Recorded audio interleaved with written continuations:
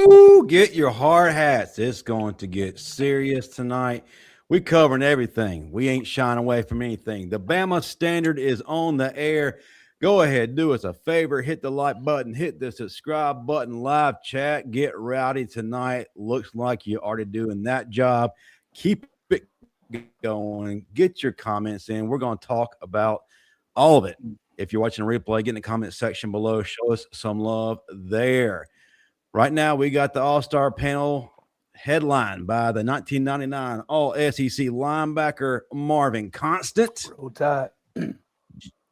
Just below him, the man, the myth, the legend, the king of the strip, who's never short of any of his takes, and you can get some great ones. Daniel Pettey. I'm here. I was not expecting after our pregame chat. That wasn't the response I was expecting out of Marvin's mouth first. Was like, "What's up?" Go anticlimactic there, Marv. He's about to dial it up. Get ready. He's pacing himself. And back with us, one of the baddest dudes to ever tote the rock, a man that Patrick Willis is still having nightmares about, the illustrious Ken Darby. Welcome in, brother. My guys, what's good? Roll Tide. Man, what is good? What's good? Darby, what's up, good sir? What's good with your big dog? Look, I know we ready, so let's not hesitate anymore. Marvin's been ready to talk about this. Clinton Dix has been doing a lot of talking here on Twitter, X, whatever you want to classify it. Marvin, talk about it. How you feeling about Ha's assessment of the guys heading out in the portal? You know, one of the things, Justin, when you often ask me, can I get this player, former player who's currently a coach, to come speak or come be on the show or XYZ? You remember when I said not everybody who played football is qualified to talk about football. This is one of those examples. You understand? When they say football players are slow, this is one of those examples of the slowness, the fact that there's an IEP in place here. Because for you to say what you said on X, to say the production doesn't lie. Again, I'm going to go back to what was said in the beginning of the season. One of the best two composite rosters on paper in college football. When you look at the number of 5 stars, what Alabama, 4 5 stars, 7 4 stars, more than anybody else on 5 stars. 4 stars, they're in line with everyone else. You look at Ole Miss, 0 5 stars, 8 4 stars. Miami, 1 5 star, 12 4 stars. You look at Indiana. Indiana sitting here with 0 5 stars, 1 4 star. You know, Oklahoma, 1 5 star. So again, are you when you make that statement, you tell me one or two things, Clinton Dix. Either A, you don't know how to evaluate talent, or B, you can't prepare, you can't coach it, you can't do your damn job. Because as in the role that you're in, correct me if I'm wrong, isn't it to evaluate talent? And then once you get it there, it's to develop talent, right or wrong? So again, either A, you don't know how to evaluate it, or B, you suck at preparing them. So, and again, if that's not the issue here, then okay, sounds like you struggle with decision making, if you ask me. Because you say the production doesn't lie. So let's go to the film. We'll turn on the film of Wilkin Formby first. That film is going to be effing horrible. Now let's go back to last season and we'll turn on the person who should have been in that damn spots film, Jaden Roberts. You ain't going to tell me that there's not a complete marked difference in production. The fact that you would take Jaden Roberts, whose film is exceptional, and you would play Formby again. So you can't tell me that the production is the reason why this is happening. So again, and then if you want to take it a step further, you all say, okay, well, we want to get our guys in here. We want Coach Saban's guys out. So are you saying that the GOAT does not know how to evaluate talent? Because that's what you were left with, a lot of guys who he evaluated. So are you going to say that? Now, again, there's another fold to this here that you're not considering here, Mr. Dix. Film does not lie. You are correct. Production. It also does not hide horrible damn coaching. Opening week 1 against Florida State, you opened with an inept coaching performance. That was trash, horrible. You let a bottom of the barrel Florida State team kick your ass week 1. So let's not forget that. We also lost to an Oklahoma team that we shouldn't have lost to at home. Again, coaching doesn't lie. We'll go back to the Indiana game, 4th and 1. You telling me we can't line up and run the ball behind our best offensive lineman, Caden Proctor, that we got to run this cute-ass, long-developing-ass play? Again, coaching sucks. It's horrible. Film does not lie. So at what point are you going to do your job, Mr. Dix, and start actually accurately evaluating this talent? And then once it gets there, start preparing it. How about you take your last name out of your mouth and do your job? Woo, Katie, you had to follow up. Sounds like a lot of deflection. Sounds like a lot of lack of self accountability. Now, I can understand players not doing their job up to a point, but when you play 14 games and the same problems still exist, that falls on coaching. Coaching matters. But let me get your reaction to what Marvin said and what Ha said, and your overall take of what you've seen this season, because you have voiced it on social media. Tell us again, man. What's your reaction? I just, for one, I agree with everything Marvin said, man. You can't say it well enough, Marvin. You can't draw it up. You can't read off script well enough the way you just did. So I agree 100%. As far as with this whole season that we had, man, I just think, one, I agree with Marvin as far as the coaching. The coaching just wasn't there, man. The coaching, the scheme, the coaching scheme each week, depending on what team we play, the scheme just wasn't there, man. It just nothing wasn't flowing. I felt like everybody was on different pages. The most of the whole season, dealing with the coaches and the players. It just wasn't. To me, it was no cohesiveness. It wasn't there. Katie, just say what it is. The fact that it looked like piss poor game planning at best, no in-game adjustments. Just call it what. I mean, you watched the same thing that I watched and everybody else watched. It was trash, man. Literally, it was trash coaching. I honestly, it wasn't no dogs on the field, I believe, playing. I felt like it was just more patty cakes out there, man. I just felt like we were soft, period. We just looked soft and not physical at all. And when you have a soft, non-physical team and your coach sitting over there looking like he's thinking about going to damn Disney World, that doesn't damn help. Where is your fire? Where is your damn passion? How are you going to motivate your damn troops? Again, last thing I want to see is when we get our ass kicked, is my coach sitting over there looking like he's trying to figure out how to get off damn Gilligan's Island. This is damn football, man. Everybody, like I said it on the post, man, on Facebook, on the post. I said I knew then when I seen everybody looking relaxed, even the coaches, everybody relaxed and laid back like we not losing. That's when I knew then. I like, it's over with. I knew the game was over with from that point. And like it's no coming back from this.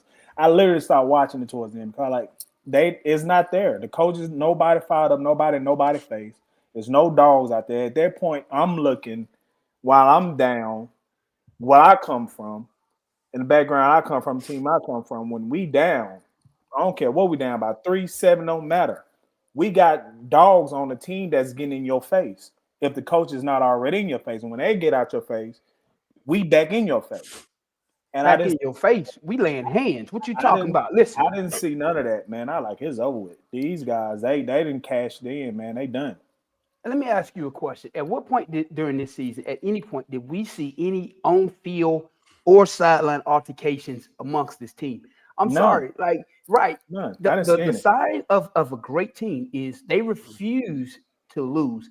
They hold each other accountable. And you're going to see that. You go back to the Barrett Jones, AJ situation in the national championship game. It's situations like that. Back when we won the SEC championship in '99, we were playing CBS game, Ole Miss on the sideline altercation. We playing another game on the sideline altercation because we held each other to a higher standard. So you wasn't gonna screw us over for your own personal whatever you had going on. When you come on this field, do your damn job. And you don't see that on this team. Not at all. And the coaches aren't doing anything to pull it out of them. And if you tell me, well, it shouldn't be a coach's job, Coach Saban, he didn't have to do that. You know why? Because he was smart enough to hire somebody like Scott Cochran who would do it for him. Exactly.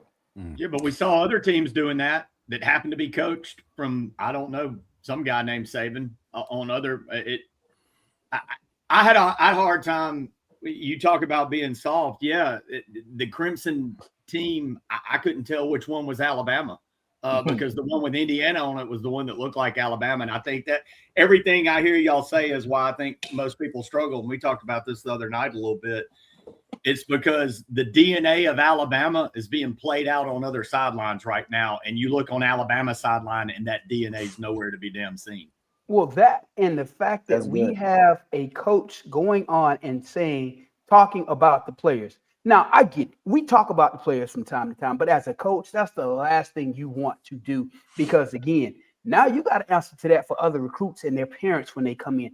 You don't know what door you potentially just opened here, Mr. Dix. So you might want to watch what you're putting out to the world. I get it that you play football now, but again, like I said before, Justin, just because you play football doesn't mean you're qualified to talk about it. Some of them need to go sit their ass down. Man, can't say any better. And this goes directly into our series of topics. And listen, we're not holding anything back here. So let's start it. Marvin, you said it the other night, and it resonated with me. There's a difference between getting beat and recovering, walking away with your head held high. Yeah, you're in your feelings just a little bit because you got beat, but you can walk away feeling like you gave it your best. No, we got treated like a common everyday homecoming opponent. That right there hurt the brand.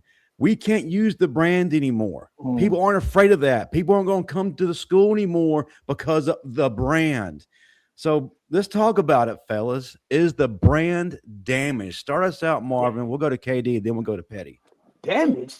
Listen, man, you can find the brand at your local discount appliance store on the scratch and dent damn aisle. The brand has been destroyed forever. Ain't no coming back for the damn brand after this shit. You can't go and lose 4 games 2 years in a row. You lost to Vandy during this stretch. Come on, man. Listen, at what point do we say this ain't it?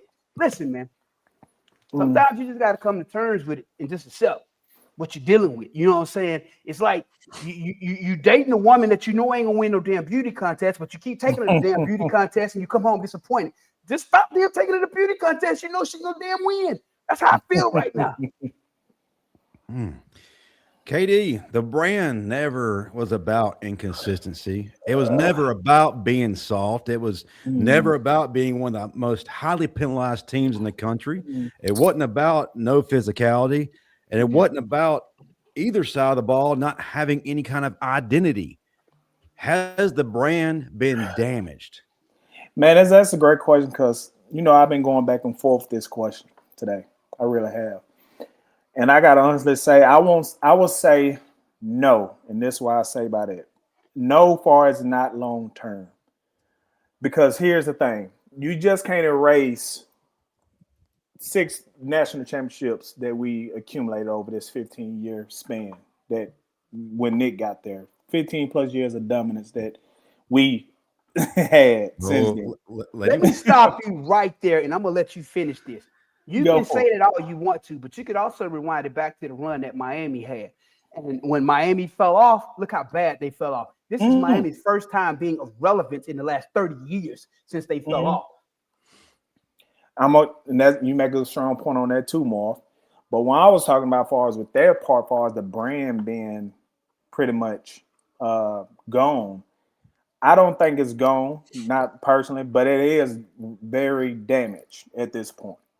To the point where now you have recruits and you also have your rivals can use all this against you during the recruiting aspect of it. For the simple fact, like I say, it's been damaged completely. Katie, I want to ask you a question. Let me ask you a question. When you start talking, the identity is not what it used to be. It's dented. Does this team even have an identity offensively or defensively? I can't pick up one on either side of the damn ball. And you know what? That's a good thing. And that's the number one thing right there. So how can you have a brand if you don't even have a damn identity? Bingo. We're trying to establish it. Now, here's the good thing on our end. This was working good for us on this point. This year wasn't successful at all. But last year either. The last 2 years. But this is what we known for. We known for going to the Big Show and winning it. We known for establishing our dominance on the field. That's what we known for. That has literally easily and quietly been going away. We have made the playoffs each year, right? We didn't last year. We didn't go last year. Correction. Didn't go last year. But this year we did go. And so far, we played stellar during the middle of the season. So it looks like we was there. It looked like we was getting back to where we should be, because we was dominating. But But at the end of the hold day, on. But there's a but. After you watch the is. bowl season, you see Georgia lose. You see Mhm. Vandy lose. You see all these SEC teams taking L's. So are those wins still as impressive as they were now as when they happened? That's a great question. That's a great question. At this point,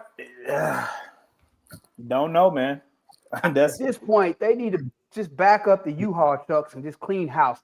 The fact that they're retaining the entire damn coaching staff is absolutely effing wrong. How do you retain this entire? You rushed for -3 yards against Georgia. You had 24 yards rushing against Indiana. There ain't no way in hell I'm bringing all these damn people back. It's the you look at scheme, the sack totals. You look at the defense as a whole. There ain't no way in hell.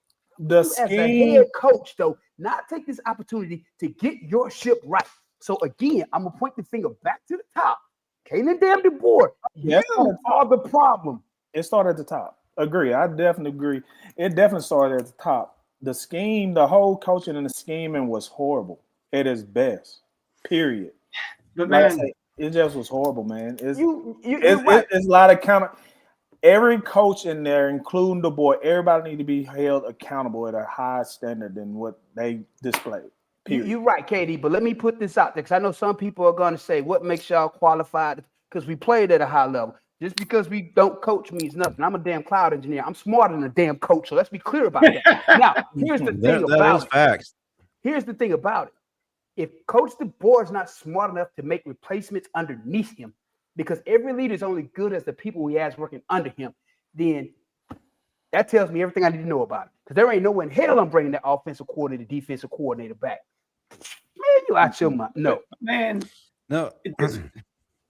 Petty, before you go, I think a lot of people will get lost in the record 11-4, right? I think that fans have willingly been blind because we kept winning, and that masked a lot of the deficiencies. Well, now you cannot hide behind winning anymore, especially in the 3 losses. We got absolutely skull-drugged by Florida State, who didn't make the postseason, by Georgia in the SEC championship, and now by Indiana. How much has the brand been damaged? Well, how much? And look, that's a trend too. That's what happened last year. The team started hot and then fizzled as the season went on versus getting stronger, which is what Alabama teams do. Now, I will push back at the end of this a little bit on Marvin's. It's done for, is it damaged? Yeah, because the brand had been built to a point where Alabama was winning a lot of games before they stepped on the damn field. There was teams that walked out of that other tunnel scared shitless, and the game was over because the guys Notre Dame lost the national championship before they stepped on the field. But I do think, and we talked about this other night, it is – yeah. One thing, I'm going to let you finish, but I want you to include this in your answer. Yeah. When you say you're going to push back on me, the reason why I said what I said was because they're bringing back all damn coaches. Oh, I know. You're not making changes. Again, what's the definition of insanity? To do the same damn thing and expect a different result. But Marvin, and I know we're in the thick of it, so we're analyzing it, and you're wanting the best and all that. But come on, man. We said before the man ever stepped out of the door, the guy who follows this guy up is set up for failure. So let's be real. Whether he's set up for failure or not, Petty. He wasn't going to, because it was never going to live up to that. And the thing, because if you look, and I think the result being so damn bad the other night does take away a little bit from the fact that last year you went 9-3. This year you were in the playoffs. That was a step up, but it was such a bad performance. And you do have the trend of getting worse as the year goes on. You have trends. And look, you brought up Disney World. I happened to be at Disney World Monday with and man, my man Keith Holcomb always jokes about me being a triple agent. And I do think this is where I do have a unique perspective because I am an Ole Miss fan at heart. But I went to Alabama. I was raised Alabama. I learned to watch football through a crimson lens, not an Ole Miss lens, in far as how you operate a program, how things will be won. But you're right, Marvin. It's damaged. People aren't scared to play Alabama right now. No. Indiana looked down their nose by the end of that game, but it can be salvaged. That's where I do, because the brand's damaged currently, but this brand so perseveres past all that. Somebody in the chat mentioned I go back to Bear. There's been down times, but that's the beauty. People talk about blue bloods all the damn time, and we'll go deeper into this because we mentioned the other night. What a blue blood means, it doesn't mean you're impervious to losing. You can still lose. I was on that campus when we had some tough years. Man, my man Darby, God bless you. You went through a 10-win season, but you went through some tough times as well. Like, yes, we're not impervious to it, but if things aren't going right, it can go real bad. But what it does mean is if you are a blue blood and you get the right pieces in place, you can fix it a whole lot damn quicker and go a lot higher than most other programs. And that's where when I said pushback, I don't think Bama's broken to a point it can't be fixed real quick. I get all that, but this is what I'm saying, though, Pettey. Today, my phone was going off all day with ESPN alerts. You know why?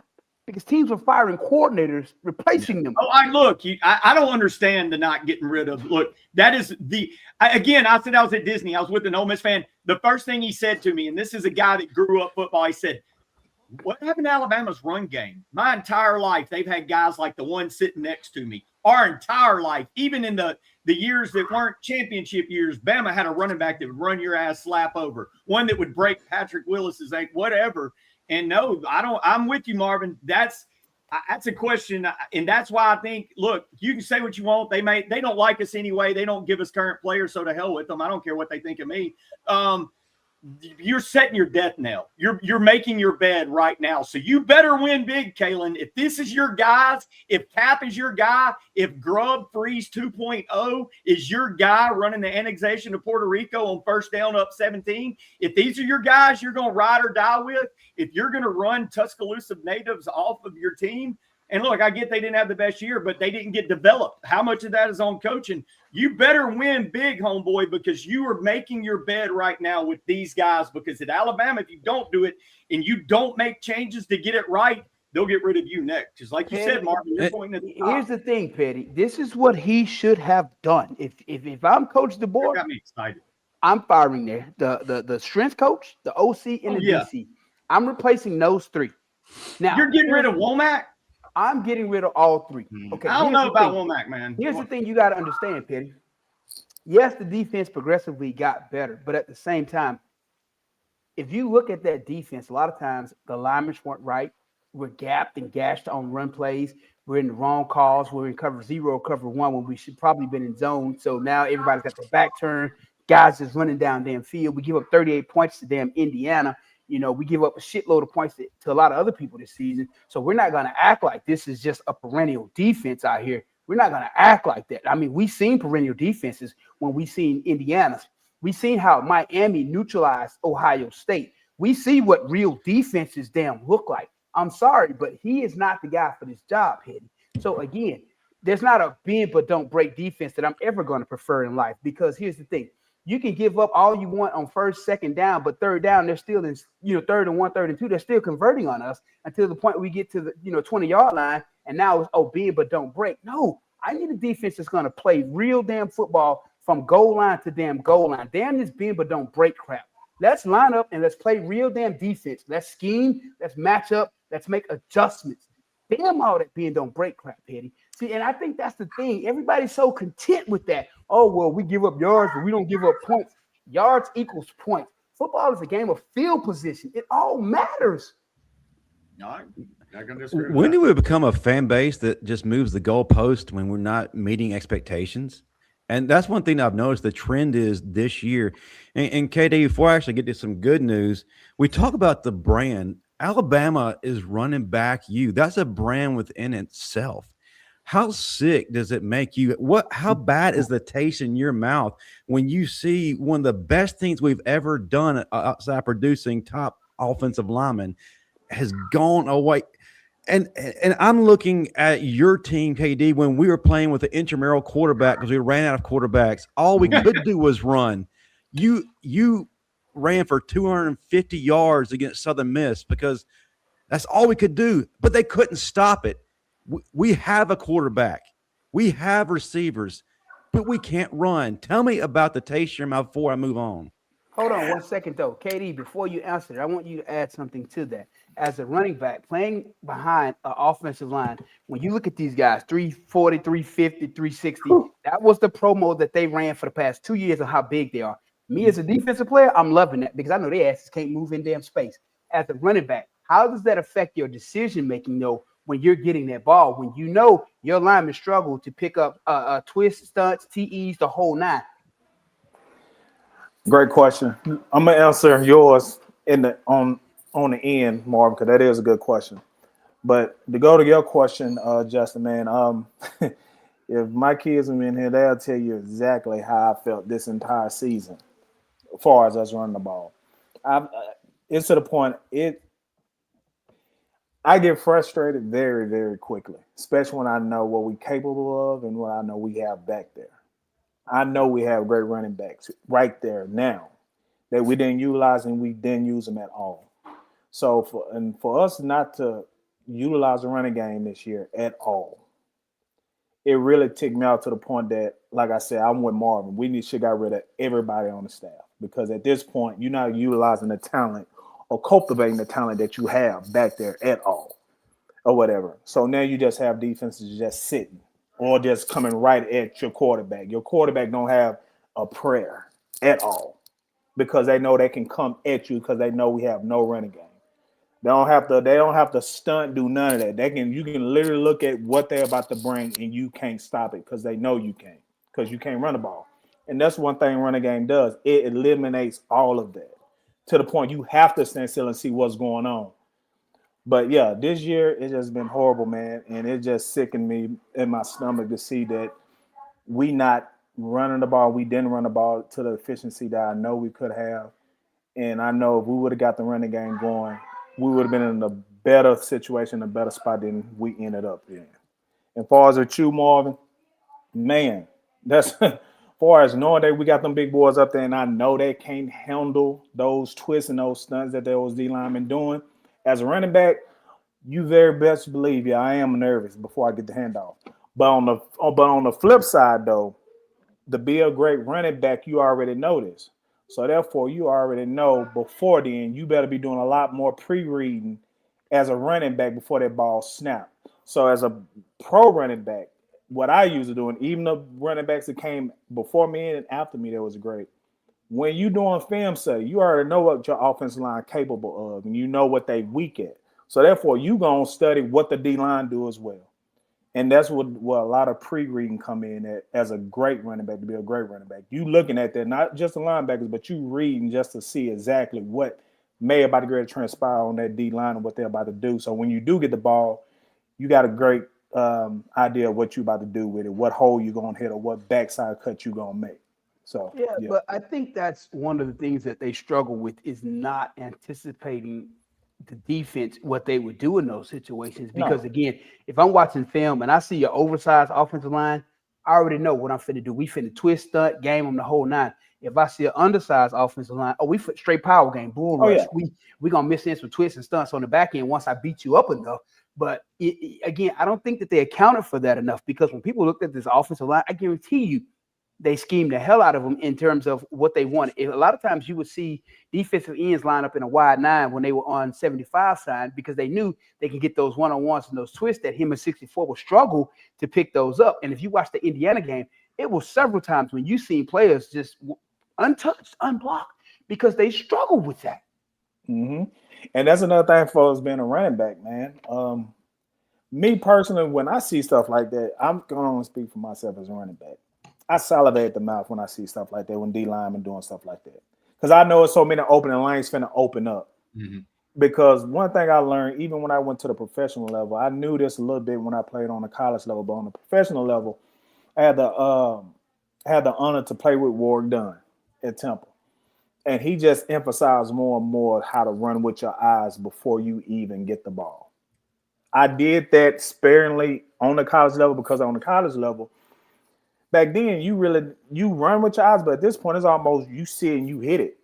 And it's still like that to this day. But now, man, you, as a running back on this level, man, you have to literally run with your eyes and see exactly what the defense is doing. And then, like you said, if they're on that wide nine times out of 10, you already know either gonna come straight up the field, or you just finna get ready to bounce that bad boy right inside that A-hole or outside. Yeah, but when that end line up in a wide nine, most of the times they got some type of killer sitting there, Mike linebacker, who finna come over the top and clean And all that's that. and that's when you put the chips on you at that point to win, baby. 101, baby. You got to win the battles in the hole, baby. Ain't nothing like it.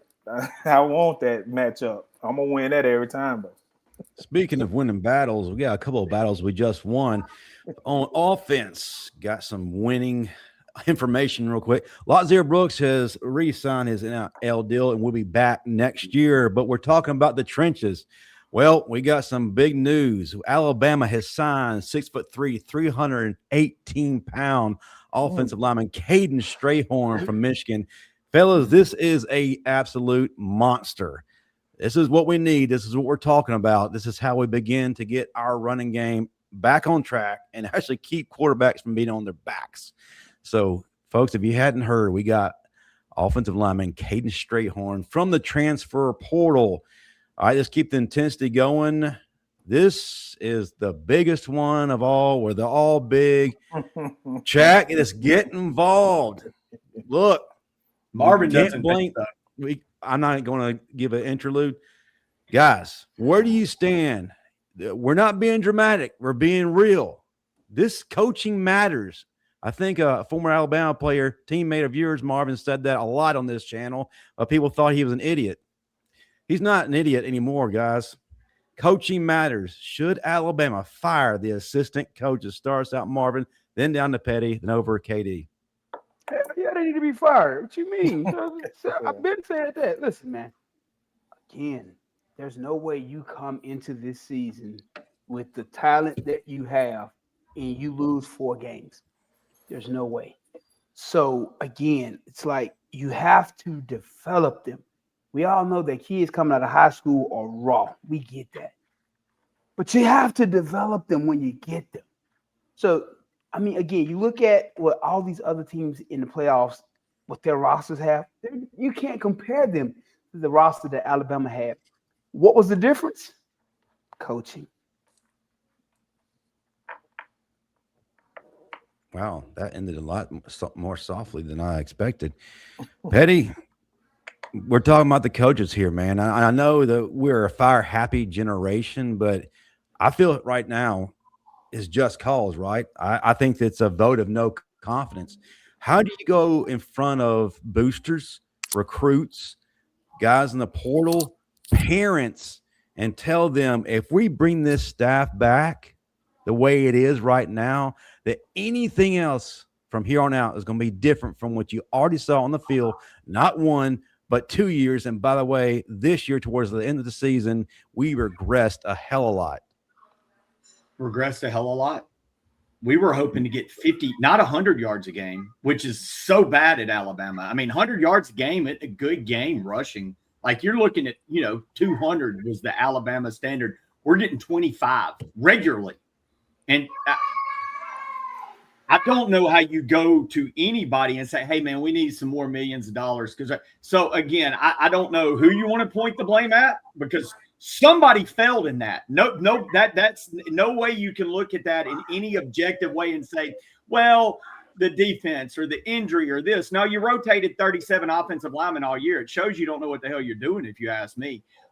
So, yeah, if you don't fire your O-line coach, then you thought it was your running back coach. So Gillespie got to go. If you don't fire him, then it's your offensive coordinator for having a horrible scheme, not putting – well, you're not kidding.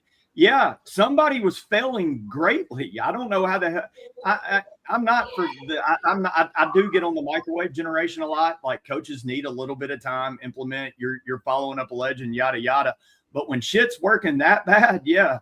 And I'll be honest, there's some people that have been around here for a long time, and I'm sure I cheered for them. But I'm not sure we've gotten production out of a certain position and a certain position coach in a long time. On the defensive side. And I don't know how long we're going to live with it because of legacies, and I don't want to hurt feelings and friendships. So I'll just say it, keep it at that. But there's some coaches on that defensive side that need a hard look too. I'm not so much Marvin. I think I think Womack's been handed some coaches that might need to be a refresher too. But if not, then get rid of all of them, get a whole new defense.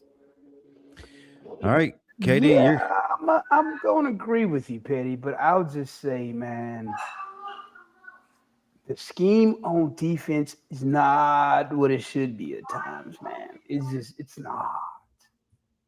It's not. It works if a certain position group's productive, and it hadn't been in 4 or 5 years. Well, that's the thing. If you're going to say this defense works if we get pressure and the quarterback has to get the ball out quick, then we have a higher turnover ratio based upon that because you sped up his internal clock. That's fine. But we're not speeding up anybody's internal clock. They using damn regular wall clocks, grandfather clocks. They got all damn day. So clearly that doesn't Sundial. No, I'm with you, man. But again, this answers the question: should coaches be fired? Yeah, there were some problems. Yeah, they should be fired. Yeah. Listen, here's the thing about it. When you say should coaches be fired, hell yeah. The same way Clinton Dix takes his dumb ass on X and says the production on field is why some of these players are in the portal. The production on field is the same reason why some of these coaches should be in the damn portal on the damn unemployment line. Hell, it's twofold. You can't blame the players and say, oh, they deserve to be in the portal because they suck at doing their job. Then what about the coaches who suck at doing their job? KD, you finally get to talk. So quick to say, oh, well, he's a good recruiter. He recruits well. But you don't do crap with him when you get there. So what good does it do to be a good recruiter if you're getting 4 and 5 stars there and they're getting their asses handed to them like 1 and 2 stars? Just add damn backwards. Well, that's the thing, KD. We got Signetti who took no stars, 1 stars, 2 stars, and turned them into absolute monsters. Well, we got one of the best composite rosters in the country, and we got absolutely embarrassed. And coaches from top to bottom, the strength coach comes into question.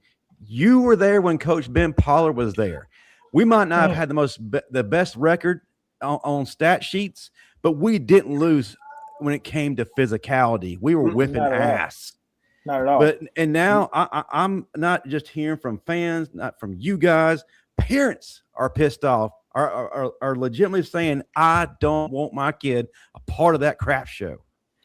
Exactly. Where do you stand?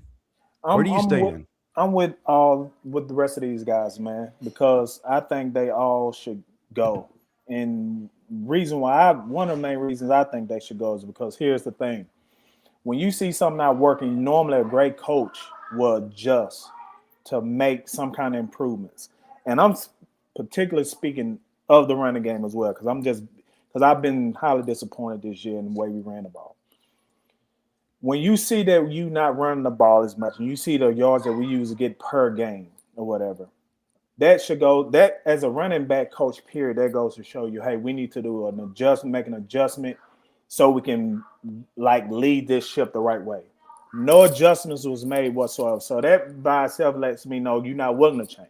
So therefore, we need to get rid of everyone at this point. Because like you say, leadership start at the top. The kids gonna do exactly what's given to them. So therefore, what they see is what they gonna pretty much display on the field. And what we saw this year from our players on both sides of the ball, they just displayed exactly what they've been taught all week. And to me, weak coaches, period. And I think everybody should go. I think they should have been held accountable, period, throughout the whole season, which I don't think they was held accountable to the point of what we ended up with season-wise is what we got. So, yeah, I'm with everybody else. I think everybody should go, man. And I think we need a whole reset. Badly. Back-to-back 4-loss seasons tells you everything you need to know. When's the last time Alabama had back-to-back 4-loss seasons? It's been a long time, boss.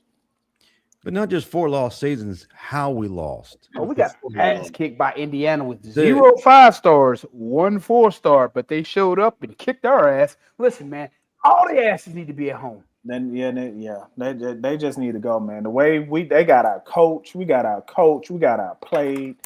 And that's the thing, man. Indiana is not more talented than we are. Period. It's Indiana. Yeah, bingo. Like I said, man, that right there just showed you, man, that a change need to be made. Period. It just the change need to be made. And at this point, the way we going, if my kid if my kid was about to grade to go to college right now and he had the choice to come between Bama, we'll have to have a long conversation. Especially my kid played for him. But when y'all say Indiana, the point you're making is like you said, Marvin, you were pointing out the stats. They've got what, like 3, 2, 1 4-star, and we're having 4 stars transfer because they weren't good enough. Or they didn't have 4-star. These guys were obviously not as good coming out of high school as the ones that we got. Why are they performing at a better level on this stage?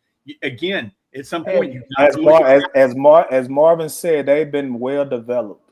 They've been developed. They've been coached. So what would talent look like? Like blue chips. We got our ass kicked by 1 4-star, 10 fry chefs, 2 water boys, and a couple other randoms. Okay, so we got our ass kicked by. And I haven't, since you said it like that, man. Shit, it just kind of hit different now. You look at who. Literally, that's the truth. Because look at the players Coach Signetti took from JMU to Indiana. Look at what he has on his roster at Indiana. I had to go back. I said, let me just look at Indiana's roster. Let me just see what they have as to how they got this good. And you know what decision I came to at the end of looking at Indiana's roster? They have some amazing damn coaches. Point blank. Now, I think we get so fixated on 4-star this, 5-star that. Yep. As you always said, Marvin, it doesn't matter when you get to college. It's over. That got you to the dance. Now you going when you at the dance, are you going to be Usher or are you going to be Steve Urkel? Looks like we're more trending towards Steve Urkel. You got to show and prove at that point when you get to the next when you get to college. It's all about show and prove. But let me ask a question before we transition. Katie, you just brought up something that kind of struck this in my mind. You're a parent, a former player. You have your son thinking about going to University of Alabama, and you see this right now, the way it is. What questions are you asking of that coaching staff who's recruiting your son that's going to make you feel better about possibly sending him there? None. I sending mine. 3 main questions is what I already got to have in mind. Well, I'm going to ask regardless, especially depending on what position my son play. 9 times out of 10, I know he may want to be a running back. I'm just saying. But one of my first questions will be how y'all plan on establishing the running game. How will the running game play a big factor in this upcoming season? What carries should my son expect to get throughout each game? And I ain't talking about 3 or 5 carries because that's not it. Because at this point, we're not even a running team at that point. We just a passing team. And so that'll be one of the questions. 2 is how will you mold my son into being a man or develop him more into a man when he'll away from me? Because I know I'm going to mold him and bring him into a man. But now that you have responsibility for him for the next 4 years, what should I expect as far as the teaching lessons that you're going to demonstrate to him to make him better off the field than on the field? That's second. And third, of course, as far as academic-wise, what y'all going to do to push to make sure they try to graduate, to get a degree. But see, your third question need to be your first one because against Georgia, -3 yards, against Indiana, 24, he going to be going to work a regular damn job. So you probably want to make sure them academics are up to par. Oh, yeah. Yeah. They not in no particular order. I'm just saying, with this coaching staff and that offensive line, we looking at regular jobs. We ain't worried about NFL just yet. Yeah. But still, though, man, like, because one thing happens. And that's why I kind of felt bad for the running backs there now, for the Jam Miller and Hill, those guys. Even who just got in the portal? Who got in the portal? Was it? Oh, number 9.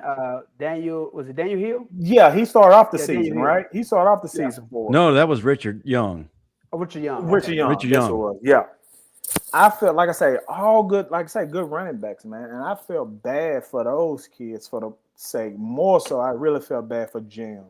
For the simple fact, man, when you know what you're capable of and you know what you can do as a running back, when you get your carries and you don't get none whatsoever this year and the running game suck, that will deplete a running back, man, where the love for the game will kind of start diminishing in a way. And that's one thing I was hoping that won't happen to those players, where it's not even fun no more like that because of the situation. Katie, I'll tell you, I seen some players declaring for the NFL, and I was like, you don't know, you probably shouldn't be doing that. Yeah, probably tell you, yeah. Go back. Yeah. And that's the thing, bro. That's the thing. To me, I believe that's what it is, man. Because a lot of times that's exactly what it is, man. They just want to get away from it because it's not that fun. Man. What's Jan Miller's realistic out? His forecast looking like going to the NFL, given the season he had this year, given the season he had last year, the injury, the whole nine. What does his NFL future really look like? It at this point, man, it don't look bright. And it don't look bright. Doesn't he have another year eligibility, Justin? He's out. Yeah, he's out of eligibility. He probably would have been better served. He would have been better served coming out last year. Yeah. I mean, because at this point, you know, again, he has to have a stellar training camp. Not training. He gonna have to run a 4.340 or low 4.40 and hope that somebody's willing to give him an opportunity on special teams. That's what he better hope for. Yeah, he got to have a stellar combine. Much on tape. I mean, he didn't get the ball. Thing. He didn't. He didn't get the ball. Then half of the season he got hurt. So it just like I say, those man. That's what I say. The more I think about it, the more I kind of get ticked off for the simple fact you have a coach, a running back coach. He's responsible for you, man. He literally responsible for those kids. He know their admirations to go to that next level. So therefore, a great running back coach or any position coach gonna do whatever they can to get their players in a position where they can succeed. And I think the running back coach failed all those running backs. Period. He failed them. Is it Grover or Gillespie though? Is it the guy calling the plays? I mean, because both. But how much is he handcuffed? How much is Gillespie handcuffed because of an inept offensive line, by extension of the inept offensive line coach? He's handcuffed by a lot of things from the head coach down. But the point is, as a running back, like they're not doing their players any service. And I said this a few years ago. If you think guys are doing this at this level for your damn entertainment or for fun, you are out of your damn mind. Do you understand how bad this beats up and destroys your body? We do this to change our lives, to change our circumstances, to change our family circumstances. Nobody's doing this for fun. So when you go out here, you piss these guys' talent away. It pisses me off. That's why. That's what bothers me more than anything. To see them waste these guys' talent, potential, and opportunities. That's what pisses me off. Because again, I've been put back together so many times. I understand what they're going through. And a lot of people are not going to advocate and fight for them because, you get a free education. Bullshit. Listen, nobody's beating their damn body up for fun. So if you're going to have these kids out here doing this, give them the best damn coaches possible. And I'm sorry, the shit that we have in Tuscaloosa ain't it. It's shit. Exactly what it is. It's a pile of smoking, steaming, hot shit. One thing that's not is our main sponsor, Pettey. Talk to them about Smith and Finney of Huntsville, who can provide a nice ride, possibly to the transfer portal. Yeah. What is not a steaming hot pile of shit is a brand new QX80 from Smith Infinity of Huntsville, Alabama. Now, look, great Alabama family, great family in general. If you are in the Huntsville area, or if you're anywhere in Alabama and are looking for a new Infinity, give them a call. The Smith family is an amazing group of people. They'll hook you up if you're looking for any of them, any of the QX models, the 60, the 70, the sedan, man, that thing's a little sharp. Or if you need the big ride because you got a big family, or you just Marvin, you want to roll in style, you get that QX80. Look, give Smith Infinity of Huntsville a call today. Good people, good Bama people. They will not fail you like this coaching staff, right, Marvin? You are right. And somebody in the comments said, Marvin is so emotional. You damn right I am, because I understand what these kids are going through and what it's going to look like for them 25 years from now. I've had this arm fixed. I've had this fixed. Yeah, I need to get this fixed. I've had my right knee done once. I've had my left knee done 6 times to the point where I've had knee replacement surgery. I need to get this shoulder damn fixed. So again, if nobody's out here doing this shit for fun, I know why the majority of them are doing this. So if they're going to do it and destroy their damn bodies and have a horrible quality of life once they get to the damn 40s, give them the best coaches possible now so they can make as much money as possible and improve their damn lives. Stop handcuffing them with this damn ass backwards coaching. All right, let's get to our next topic, and it falls in line with everything else we've talked about. Does the blowout loss, does everything we've been talking about, the inept coaching, affect recruiting? Things have changed greatly. You know, you might have some guys that feel like, you know what, we can come in here and turn this whole thing around, but that can only go so far when they meet ultimately the product that's been on the field. Guys, how does it affect recruiting? Starts out KD, and we'll go to Pettey, then up to Marvin. Oh, it affects tremendously. But like I said earlier, now that now while you're on a recruiting trail, that plays against you, that blowout. Now the coaches and the recruits can use that against you for these 5-star players. Now, you will have a few, like you said, that's just want it, and they feel like that can be the change that the university need to help turn it around. But the way things going now, that's very few and far in between. So I think it's definitely hurt the recruiting process, period, because now kids just they're gonna try to kind of look over us. They're not gonna deny if it's offered, but we probably not gonna be people first choice no more, like it was at one point. All right, good points, Pettey. It shouldn't. If you're worth your damn weight in salt, you use Indiana as an example. Last year, Indiana was a paper champion. They went into the playoffs with a great record and then just got smacked by teams with a little bit of meat. And 1 year in this wonderful new era of the transfer portal, they were able to get some actual dudes to be able to complete along the line of scrimmages. It shouldn't. I'll say this. I haven't seen the effects yet. At Bama isn't as hot as they normally are this time of year, and I don't know the attractiveness of it. But if these coaches are worth their weight in salt, they use this whole Indiana example as how we can turn. We're in the playoffs. We just now need the lines. But I don't know, man. Justin, I'm going to answer it more in that shouldn't. It should be a springboard to know in this new era, we're still damn Alabama. Come and be a part of, let's build this back to what it was. But I'm going to have to let you answer more to has it actually affected? Because get the Hollywood kid out of NC State. I like him as a running back. Then the linebacker from Virginia Tech commits today. You get the big offensive lineman from Michigan. I mean, you're still pulling in players. You still got a top 3 class right now. Depends on if you hold on to it or not. All right, Marvin. Someone in the comments said, I got Ha-Ha's statement wrong. Ha-Ha said that the production does not match the NIL value. Clearly, you missed my whole point because it goes back to this. Does the coaching salaries match the production that they're damn giving? Hell no. It's a two-way street. So if you're going to hold players to one standard, hold coaches to that same damn standard. Don't talk about them, but not address your bullshit. That's all I'm saying. Because the coaching staff, come on now. You're not going to tell me that this is the staff that we all just, no, don't do that. So now when you say, does it affect recruiting? Hell yeah, it does. Do you understand if I'm Kirk Cignetti right now, my recruiting pitch, hey, listen, Alabama has all these 4 and 5 stars. They ain't doing jack crap with them. I kick their ass with a bunch of 2 and 3 stars. So imagine what I'll do with you as a 4 and 5 star.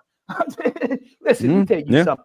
If I'm Kirk Cignetti, if I'm any other coach in the Final Four, I'm using that to my advantage. So when you ask, does it affect recruiting? Hell yeah, it affects recruiting. The fact that we are not developing players affects recruiting. Excuse me. Look at this. What was Coach Saban famous for on draft day? Putting out first-round draft picks. Mm-hmm. What we got this year going in the first round? Caden Proctor. There's one. How many? Caden Proctor. Whoa. That's how many we had last year. I'd stop right there. The fact that you can't even now, how many did Coach Saban have in his whole damn career? You just pick 1 year. Now he holds the record. That's what I'm saying. So again, if you can't develop these players, why the hell do they want to go to your damn school? And we ain't developing crap. And again, we may have Caden Proctor as a first round. I'm sorry, Ty Simpson's not going in the first round. You look at his last 3 games, Ty Simpson's stock has dropped drastically because, again, they didn't do enough to protect him. They didn't do enough in-game adjustments. So, again, when you ask, did the loss affect recruiting? Yeah. Oh, yeah. Well, but though I gotta push back a little bit. Wouldn't the the draft analysts, the GMs, the scouts, all recognize the things that Ty could control, which ultimately led to his regression in the back half of the season. KD, I mean, you've gone through it all. Time out, Justin. I want you to think about something. You can say that all you want to, but if you look at what just happened in the NFL today, Jim Harbaugh was fired. You look at Raheem Morris fired. You look at all these coaches. Are you really thinking about to go out and risk your future on drafting Ty Simpson in the first round to say, this is my hope and my future after watching all these firings that just happened today? I get what you're saying, but KD, if you could touch on that. I mean, to me, I've never been in that position, but I've only talked to scouts like Smoke who go beyond the surface. They look at the layers of everything, the why things happen, not just what's on the sheet or what happened at the combine. How much does what he couldn't control take away from his draft stock? It's kind of, honestly, I would say it's kind of like half and half. Now, the recruits like Smoke, is very few of those. I would say that much. You got very few of the kind of like Smoke who actually look a little deeper into what actually happened. For the most part, most of those guys just going to go exactly off what goes on film and see exactly how you perform under pressure and under certain situations and certain circumstances. Now, as far as with Ty, of course, like Marvin said, he kind of lost some draft spots towards the end of the season of his performance and his play.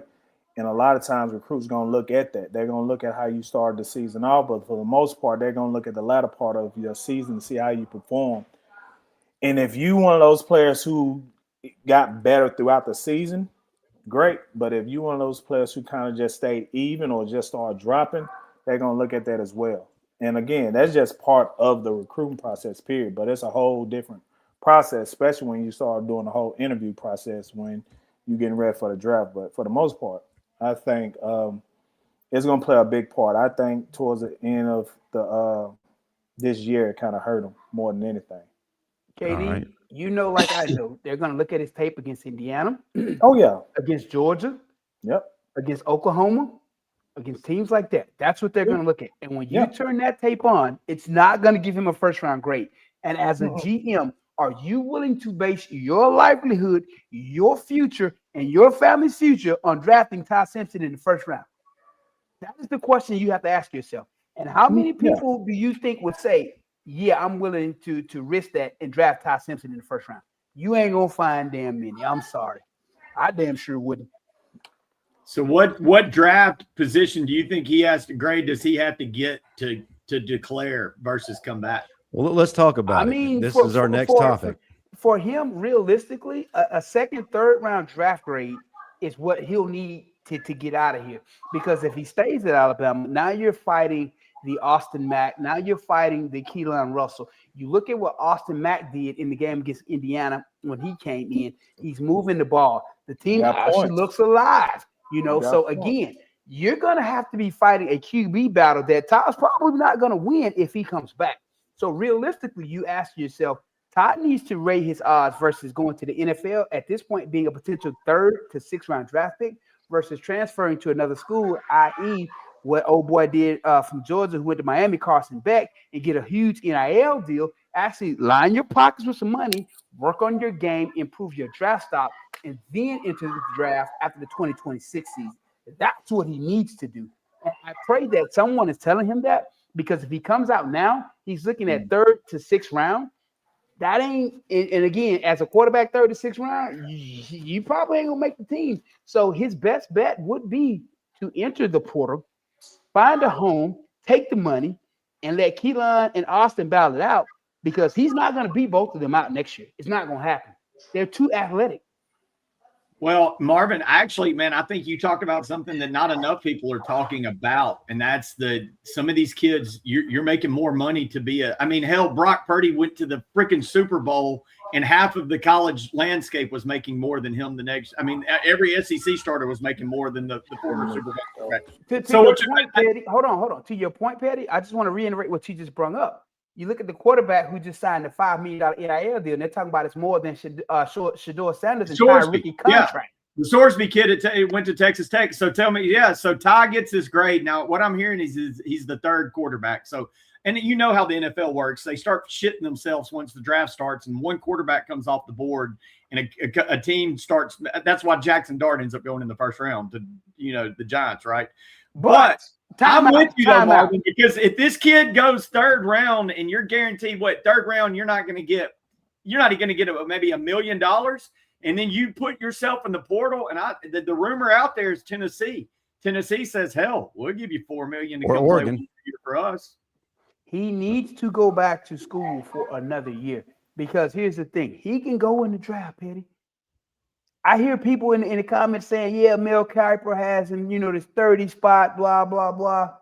Look at it like this: they said the same thing about Shedeur Sanders last year, first round grade. Look at what round he goes in. He's seen it happen year after year after year. Guys have these grades and they don't go where they say they're going to go. And again, because why? NFL scouts, GMs, coaches, they're looking at your film against the Georgias, against the Indianas now, and teams like that. They don't care what you did against these small schools. That's pointless.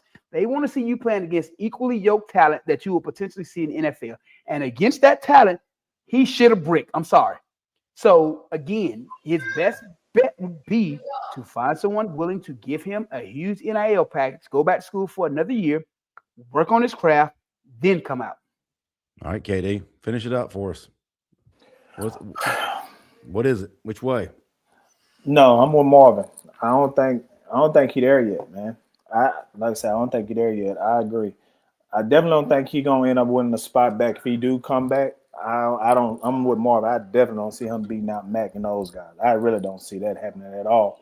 So his best bet would be, if I was him, and I know he know this as well, I probably would get in the portal as well.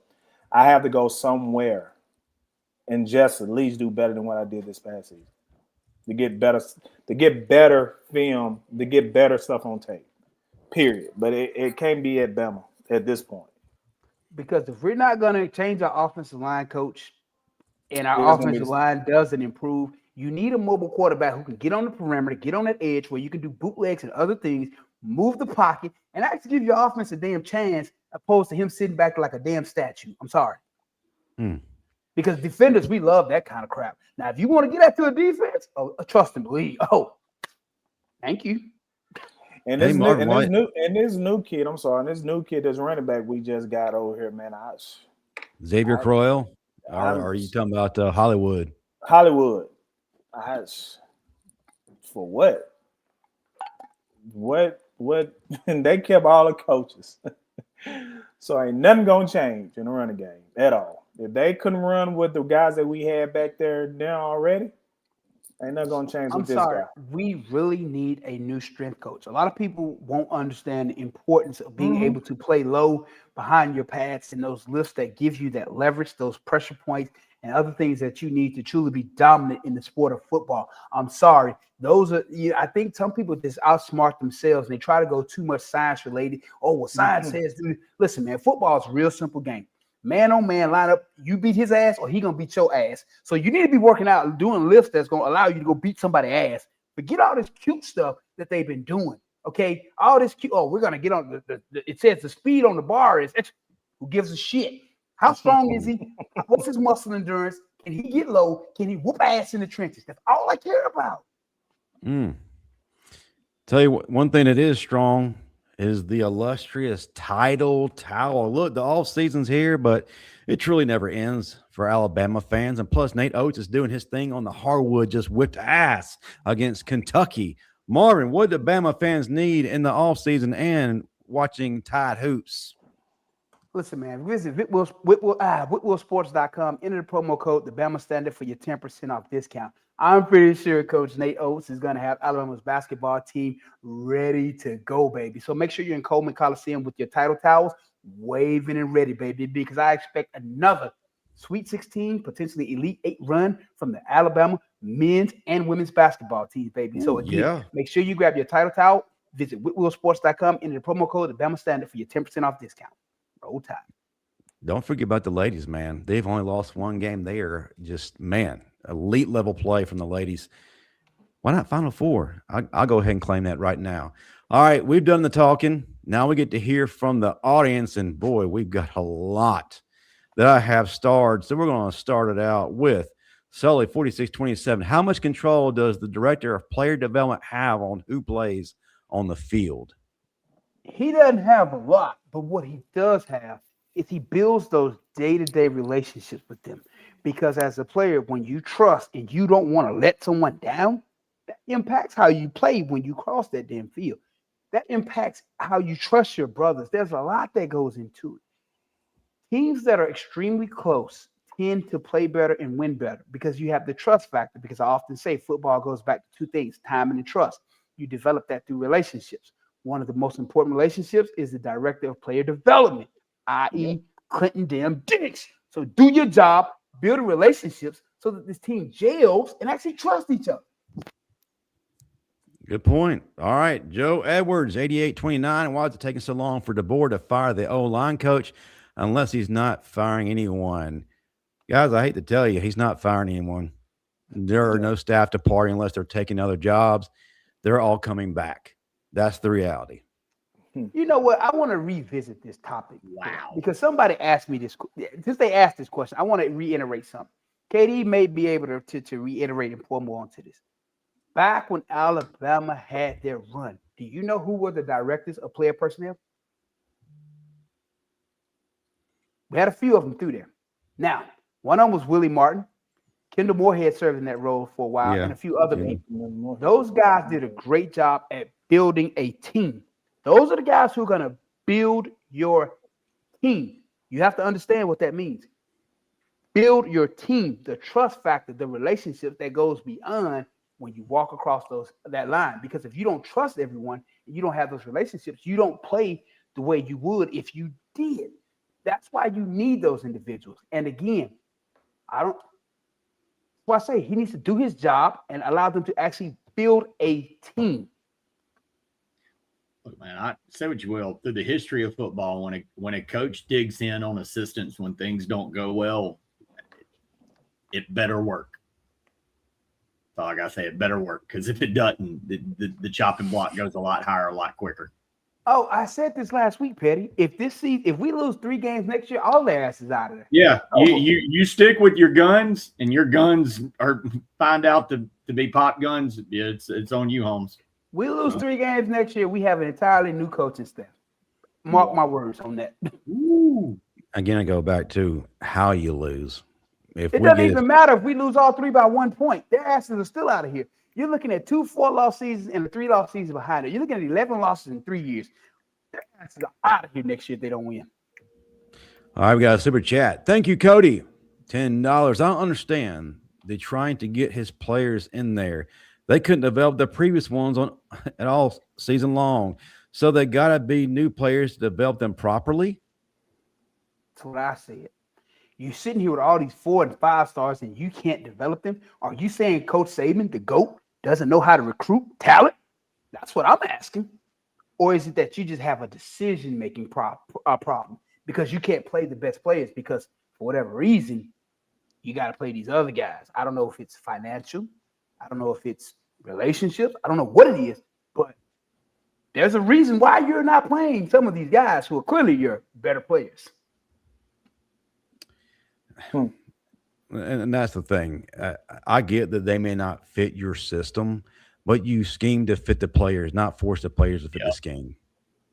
That's plain and simple. You're telling me you couldn't make something work? The fact that we won the games we did was just because we had a talent disparity against the teams we beat. It ain't because of coaching. Talent only gets you so far. It's a ceiling. All right. Hey, Marvin, you think the players had anxiety? You remember 2 years ago, the kid said we had anxiety coming out the tunnel. KD, I said, y'all had anxiety. Man, I'm coming out the tunnel. I'm saying, you finna get it. You finna get it. Anxiety. A player said that? No, said the Alabama players had anxiety coming out the tunnel. Did y'all have anxiety when you played, KD?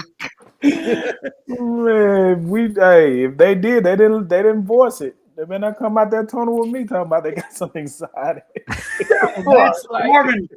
I never stepped foot on the field with you, or that you between the lines that you stepped on past high school. But I never in my life watched an Alabama team. And look, I was in college for a greater part of a decade. I saw some good and some bad. Even in the bad, I never saw an Alabama team look anxious.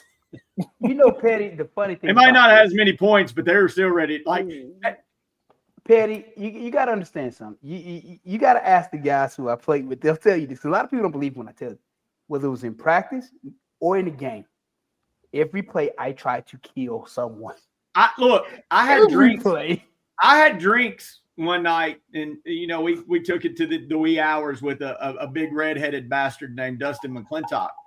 And I'll never forget, I was so pumped because I was like, I never thought I'd get to ask this dude this, but what was it? God, I'm going to miss the directional school. Oh, it was UCF. He got kicked out for beating up a dude at the end. And so I've had enough liquid courage to say, hey, man, why'd you beat up that UCF dude? He said, because we're fucking Alabama and we ain't kicked nobody's ass all day. Somebody was leaving that stadium with an ass beating. And that was their mentality. And I was like, okay, well, I got you. No, there ain't no anxiety. They were there to go. Somebody's ass is going to get kicked. Somebody. If I'd have put this uniform on, I had to put on all these pads. I had to squeeze my fat ass in his jersey and these shoulder pads. Somebody's ass is finna feel it. Yeah. Isn't that how D'Amico played, KD? Man, D'Amico played with the sound on fire, baby. And he didn't have no hair. That joke. No, he didn't have any hair. LeRon McClain played that way too. Headhunters, man. Headhunters. Don Parker, $10. Yes, the Bama brand is beyond damage. Hate me for saying this, but DeVore is not that dude. I can see more of the same because he isn't building teams to dominate the line of scrimmage. He's soft. 100%. I agree, Don Parker. Here's the thing about it, KD. I hate to say this, but I've been having the feelings of Coach Shula all over again. Oh, boy. Don't say that, because I thought that already. No, for real. Are you having PTSD, KD? No. Here's the thing. Looking at the team on the sideline, looking at the adjustments, looking at everything else I've seen off the field, and I'm like, this is a Mike Shula recreation. Nobody just called it yet. Ray Perkins said that a long time ago. I like that's exactly what it is. Not too soft, too friendly. No, yeah. I didn't want to say it, but the more I see it, the more I'm like, damn, you hit it on the head. Done? You hit it. You definitely hit it on the head. He has all the traits of what Shula was, bro. All the traits.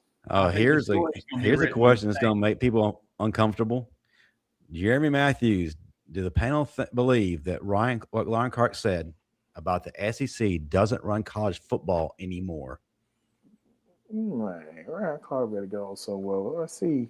Hold on, Katie. Hold on. I think there's a legitimate claim here. It is not, man. No, hold on, Katie. Hold on, Katie. I heard what Ryan Clark said. And I'm not going to say it's the end, but I'll say we're potentially witnessing a changing of the guard. You look at what the SEC has done statistically over the years, even championships. I think what Alabama won it in 92, Florida won it in 96, Tennessee in 98, LSU, 02, Florida, 06. 08, Alabama 9, 11, 12, Auburn in 10.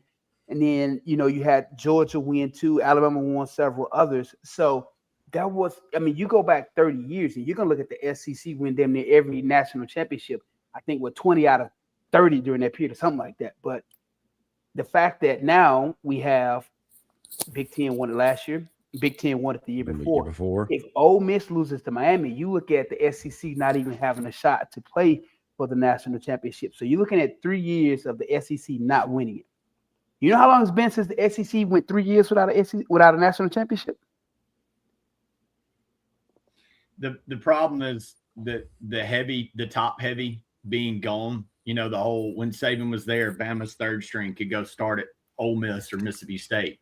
Well, they're there now, and now they're competing with him. And in the NIL era, kids aren't going to sit there and what you say watered down, maybe evened out, but the SEC cannibalizes itself every year. It did it this year. We had two, Texas right on the outside, Vanderbilt on the outside, Bama, Ole Miss, South Carolina were all on the outside last year because they ate themselves. But damn well that if they would have played SMU or any of those other teams or been those teams with those schedules, they would have been 11-1.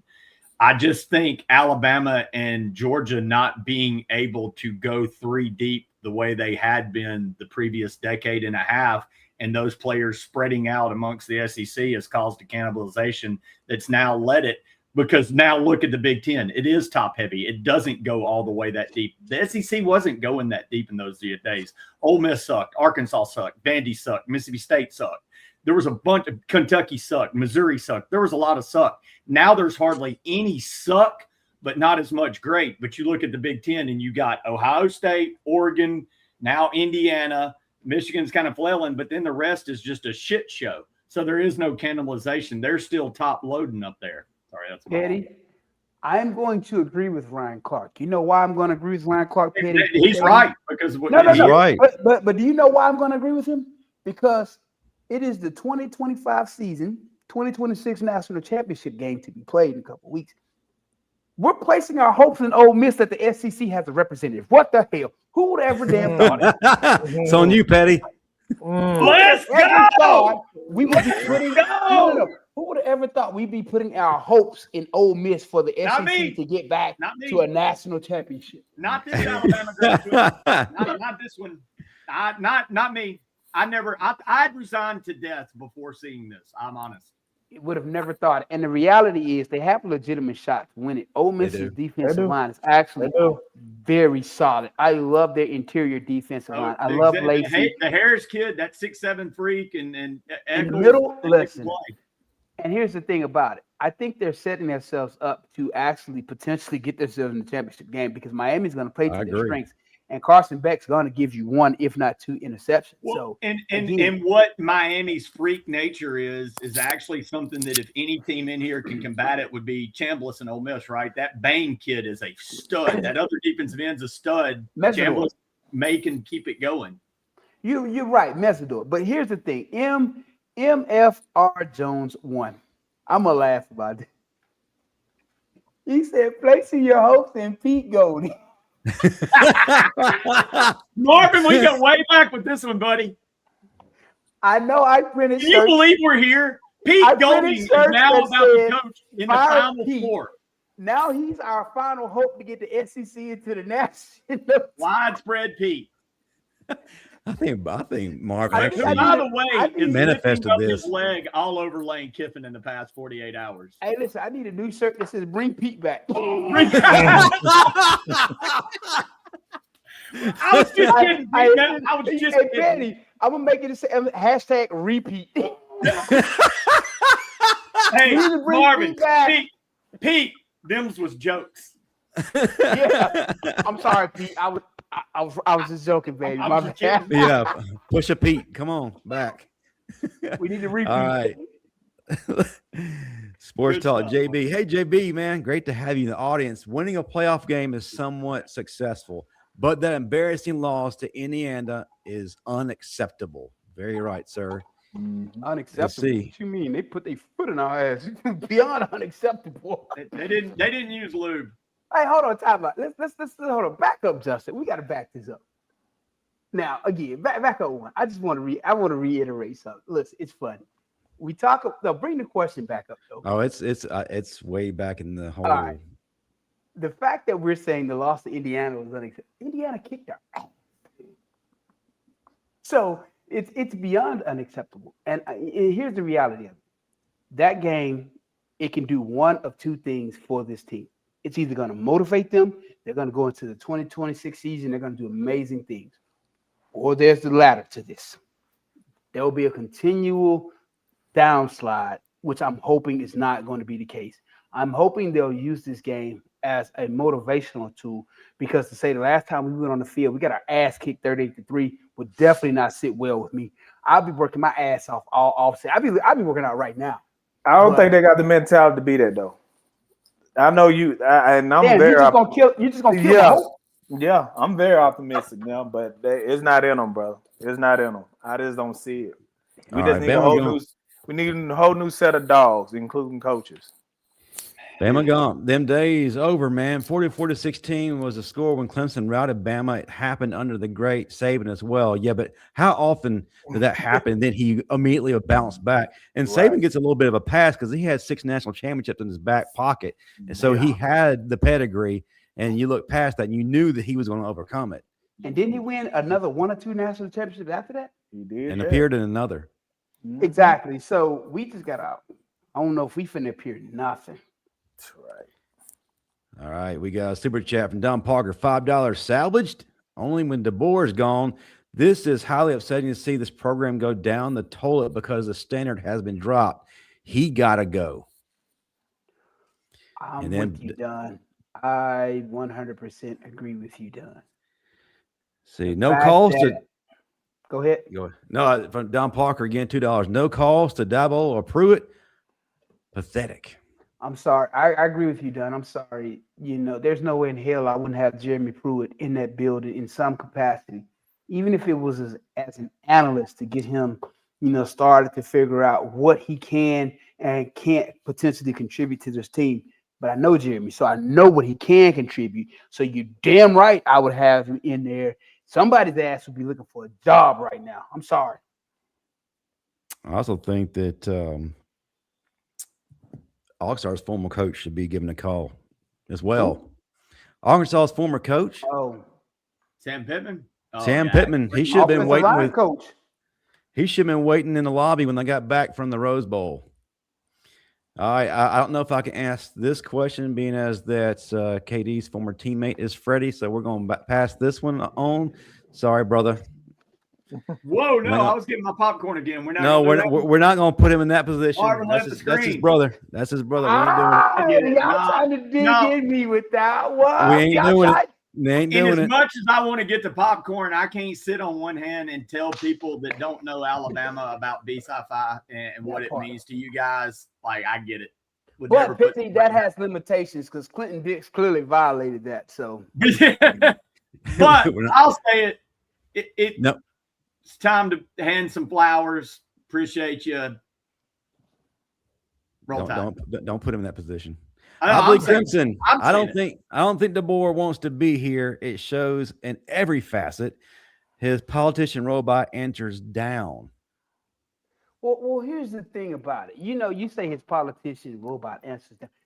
If you watch him in press conferences, I literally want to jump through the TV every time and just shake the shit out of him. Like, can you get some emotion, some anger? Can you actually act like you care that you just got your ass kicked? My God. Maybe I'm just extremely passionate about my team in football. Maybe, but give me something, man, because he gives us nothing. Well, maybe we should feel some kind of way. We just lost. You think you just got your? You should be pissed off and feel some kind, because we damn sure mad as hell. All right, let's go on to the next question. Question from Bama 2126. Does anyone wonder why Grubb got fired from the Seahawks? I don't think there's any questions being. When Go someone ask that shows, man fucking DK Metcalf, I'll tell you. Well, I want to ask y'all that though. Since someone brought it up about the Seahawks, they just won #1 seed, correct? Offense looks completely different, correct? Yep. I went back and looked at the changes they made in the offseason. They didn't make many damn changes on their offense, correct? They brought in a quarterback, Sam, right? The new quarterback. Sam Darnold. That's about it, right? Yeah. Outside of that, what else changes did they make? I mean, I looked and they didn't make many other changes now. Offensive line and coordinator. I'm just saying. All right, we'll go to the next super chat. Thank you for the $1.99. One thing this team has no unity or brotherhood, i.e., your player development. Clinton damn Dix, do your damn job. That's where it starts, man. That's his job, to build those bonds, build that damn brotherhood. You got to understand something. These players are with the strength and conditioning coaches, player development more than they're with their position coaches. These relationships are formed with them. That strength and conditioning coach is going to be the person who has more influence than anybody else on this team and their relationships, because they're going to spend 99% of their time with him. That's who they're going to be with. Next beyond that, player development. He's going to be right there with them because a lot of times when they're working out, they're in the workouts. So they're going to spend almost as much time with the guys as the strength and conditioning coach does. Those are going to be your two most important positions. We got to fix that shit because clearly we're lacking in that area. And KD, tell me if I'm wrong here. When you don't do team building and bond with your brothers, it directly correlates to the field. Exactly.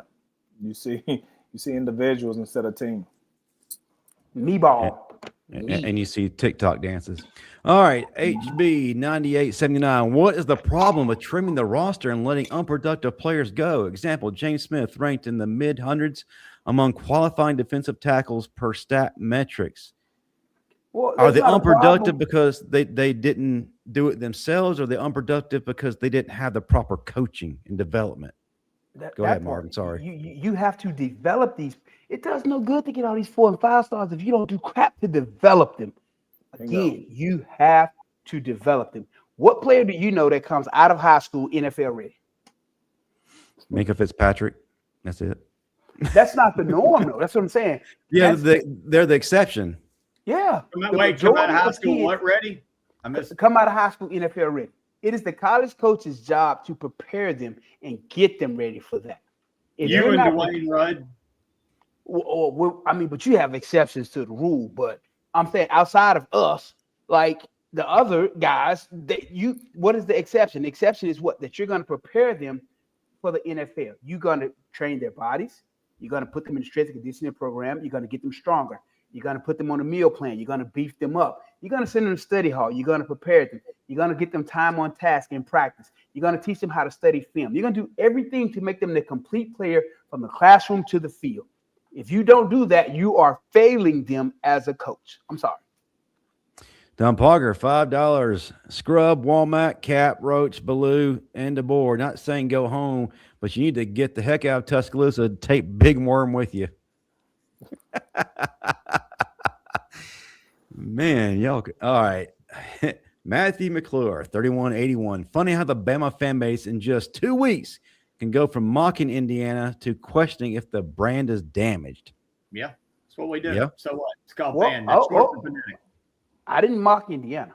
I gave respect to Indiana, and I gave respect to their coach.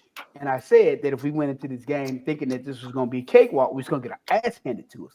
Because understanding that Coach Signetti, the man is serious business. The way he makes adjustments and game plan, the man is amazing at it. So don't say we didn't give them any respect. We gave them respect. I knew going into it that this was not going to be an easy game. I knew going into it that the coaching advantage was on Indiana's side. That if we didn't at least remotely somewhat show up as coaches, that we were in trouble, and that's what happened. All right, I know y'all are good, but I didn't give y'all much respect. I'm not gonna lie. I thought Bama was gonna kick your ass. I'm with him. I'm being real. I'm going to be real. I knew y'all were good. I watched y'all. I knew you beat Oregon. Knew you'd beat Ohio State. I still thought Bama was going to kick your ass. I really did as well. I did too. They really proved me wrong. Take my foot out my mouth. Wrong. Yeah, with you, KD. All right, let's run through these super chats that we have remaining. And one, the headliner himself, Jimmy Clay, $30. Thank you, brother. Tell it like it is. I appreciate the Bama Standard. Hey, we appreciate you, Jimmy Clay. We got Anthony Ham, $4.99. Thank you, brother. When it comes to the offensive line, can we get guys that understand to put hands on a mother and take them to the shitter? It ain't rocket science. Well, and the thing about it, as a defensive player, we hate physical offensive linemen that like to get handsy, that want to pancake, want to drive block, and want to damn lay on you. That is the worst. We get tired of that. Take it all out of you. Right. Like, come on, man. Bro, we ain't got to do all that. The whistle, come on, the whistle just blew, bro. Can you, we hate that. And Alabama doesn't have that. So when you have to compete opposite of that, oh, we feasting, baby. So you are 100% right, Anthony. Got DKR, $31.99. Bama, please go get John Harbaugh. He's jobless now. Man, there's a lot of people who we can damn call. We just start locally in the state of Alabama with the first call. All right, last one. Well, we got another super chat behind this. Cody Stevens, thank you, brother. Bama Gump doesn't realize one blowout over 17 years for Saban. DeBoer is 4 and 2 years. Well, it speaks for itself. Don Parker, it's the last one, $5. DeBoer out here looking like Gary Faust. Am I telling lies? Or Jerry Frost? Here's the reality. This team has a lot of work to do this offseason. I'm not saying that it's a foregone conclusion that, next season we're going to be good, that we're going to be bad. But what I am saying is they have the time, they have the resources to get it right. Now, the first step to getting it right would have been to make some changes on the coaching staff. We balked on that. The next step to get it right is going to be who we bring in the portal. We get the one offensive lineman for Michigan, but outside of that, what else are we going to do to shore up our offensive line and our defensive line, which are our two biggest areas of need? We need O-linemen like yesterday. We need interior defensive linemen and edge rushers like yesterday. If we don't address these two areas, it's going to be far worse next season. I'm sorry. Because with the mass exodus of what we have now, and you're going to be having to rely on freshmen if you can't fill these needs in the portal right now. So again, they balked on the first one, which would have been to improve the coaches. Step 2 is what you're going to get out of the portal. Step 3 would be your summer workouts, your 7-on-7s, maximizing that time, taking advantage of it. And again, it goes back to your team building. Those are going to be 3 phases that are going to be the things needed to get this team back to where they belong, in terms of success. But again, we've already balked on 1. So now we got to rely on 2 and 3. You talking about edge rushers? We just let go of one and Noah Carter, possibly looking at Yanze Pierre going to the NFL. That leaves Justin Hill. Outside of that, we don't have those guys who are closers. There's another guy, Yanze Pierre. The fact that he's even, considering, I thought he declared for the NFL already, but if he hasn't, yet. I'm hoping he doesn't. You look at all the transfers from all the different schools. Sir, listen, Yanze, if you're listening to me, listen to me. If you can string back-to-back years together of production, because, again, you didn't start going into this season. So, but once you got on the field, you took full advantage of the opportunity. Now, again, you can go to the NFL. You'll probably end up a second, third round, maybe, 4th round draft pick, depending upon how things shake out. But you come back a year, you work out this offseason, you do the things, that we know you'll do. You potentially get yourself a first-round grade. Katie will tell you this. If you're listening, Yanze, there's a huge difference in a first-round contract and every other contract that you're going to get. The way it's worded and everything else that goes into it. You want that first-round contract. So, Katie, if you got any words of advice for this man, please give them to him, because if he comes out now, he's not going to get that first-round contract that he thinks he's going to get. When you look at the Ruben Baines and the Mesidors, you got competition, brother. Please take heed and come back. That's momentum he built off of. You should build off of this year. Let it take you into the next year. Come back and capitalize on it. More money in your pocket if you do. Let's piggyback off of that. Does Bray Hubbard need to come back? He needs to come back, too. Yeah, exactly. All right. And there's something we'll chew on in the coming days, coming weeks, but we have gone way over time, so we need to close up shop. Before we do all that, let's go around the room real quick. Y'all tell the folks in the audience how they can find you. Start us out, Marvin. They'll go to Pettey and then KD. Oh, man, you can find me on Instagram, Constant45. You can find me on X, Constant451. I just be working. I just be in the gym. I had to get back in shape. Going into 2026, I am on a damn mission. So if you want to get involved with me fitness-wise, man, just shoot me a message on IG. I understand something. Don't message me, though, if you weak of heart and you playing games. Because over here, baby, we live one way. We live one way. And I'm telling you, at 46, at 2% body fat, I ain't playing no damn games. So don't reach out to me if you ain't about this life. But if you are, you know how to find me.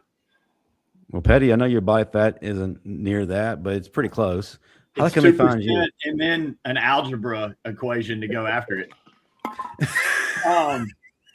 I don't know how to back that up, man. I can't back up Marvin Cypher for that. Man, you find me Tuesday nights here at the Bama Standard, Pettey_X at 2.x347% body fat times to the square root of 20. Man, quick shout out. Great Bama fan, great guy, was one of a kind. Rest in peace to a legend, Ricky Del Barker, man. Lost him today. Roll Tide. know you're up in a big place. But, man, yeah, always here with these guys. Always love sharing the stage with KD, man. Anytime we have the Bama greats on it, it's good. I do want to say also rest in peace to any access we were ever going to have to this football program, but I can also bet this we're going to outlast y'all. Are you saying we're going to have to do a show outside in Brookwood instead? Yeah, we may be doing them in Birmingham for our next live show, but you know what? We're going to outlast you. Ain't nobody worried about them, man. The truth is the truth, man. Truth you is know, the truth. it is what it is, man. So, you know, they'll be all right. Hey, man, listen, man. And Petty, thank you for bringing some up, man. I want to say shout out, man, and prayers to one of my closest friends and the family that I love for. Yeah. Real. Shout out to former University of Alabama head strength coach Terry Jones Sr., the entire Jones family, his son, Terry Jones Jr., who I played with high school, college. I've been friends with him since we were in middle school. Legend. You know, again, the loss that they just had, man, I love y'all, man. You know, if y'all need anything, man, y'all are in my prayers. If y'all need anything, I'll see y'all Friday, man. Whatever y'all need. But again, man, just condolences to the family. When I say one of the most beloved Alabama football families, man. So again, just, you know, keep them in your prayers, man. And I love them, man. Yeah, most definitely, man. Eddie, you're the last here. Oh, Also, man. let people know how they can get insured by you. Oh, most definitely, man. Y'all See, can find life me on, insurance. I might need it after these comments. Shit, man. Hey. But yeah, y'all can find me on Instagram and X, KO Darby 34. Again, if you're looking to protect your home and your income, so you don't get stuck financially with anything happening to you, reach out to me. I got you. We can have a talk. So no life insurance, no bodily harm, no dismemberment. I got you, big dog. You know I got you. I might need. It might be some folks who want to harm me after the day. I don't think nobody gonna want to run up on you more. Because if they do, they better understand. So you run up on me if you want to. You better have them hands, baby. I still love to fight. What's wrong with you, man? Rob Saucier. No, TJ did not pass, but Coach Jones' wife, Willie Mae, did pass Rob. Rob Saucier, shout out to you. Rob actually played with me at Alabama, so. Wow. Man, great show. Katie, we might need to bring you on here permanently, man. You got fired up. You got the kind of juice that fits with this platform. Man. The audience loved you. And hey, if we need to talk about your NIL, we'll do that too. Since we didn't have it back then when we played, boy, we need.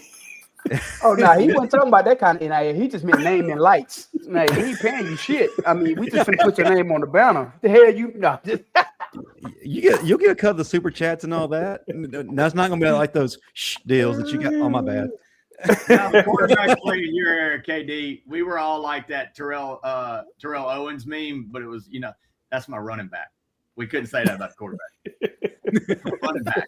Darby up the middle every time. Oh, man. Darby up the middle. 2-hole. Hey, we can market that, KD. We can get the T-shirts and everything rolling. Just remember that NIL, name and lights. Nothing else. All right. Hey, thank you, everyone, for tuning in tonight. Please hit the like and subscribe button. And if you're watching the replay, get in the comment section. We'd love to hear from you, and we're probably going to find out very shortly if we'll ever allow back on campus. But either way, Justin, hold on, Justin. Before we get out of here, I think my comments about Clinton Dix pretty much ensured we're done. Oh no, Marvin's phone will be getting blown up here in about T-minus 10 minutes. And do I care? No. I don't want us to have to be the Auburn standard, Marvin. We will always be the Bama standard, but that's a part of being the Bama standard, meaning holding people accountable, whether it's good, bad, or indifferent. You can't be the Bama standard when things are good and we're just celebrating the good and not hold them to that same standard when things are bad. Because if it's bad and no one's acknowledging that it's bad, then how do you maintain the standard? If you don't keep that foot on their neck and that pressure, then the standard will never go back to what the standard is, because that means you're content with the shit that's being put out right now. No, I'm not. So we're going to put foot to neck. And y'all gonna hear everything we got to damn say until you get your asses back to where we belong, which is Alabama dominance and prominence. And Last time I checked, Marvin, how many coaches have been there since you played ball? Ooh, a lot. And you still here. KD, how many coaches have come since you played ball? It's Couple? an amount. Yes, sir. You still here. That's why I kind of say we still gonna be here. So all right. Well, that's going to do it here for the Bama Standard. Hey, stay tuned. The transfer portal is keeping us busy, and we're going to be coming at you like this all postseason long. Until you see us again, roll tide, everyone. Roll Tide, fellas.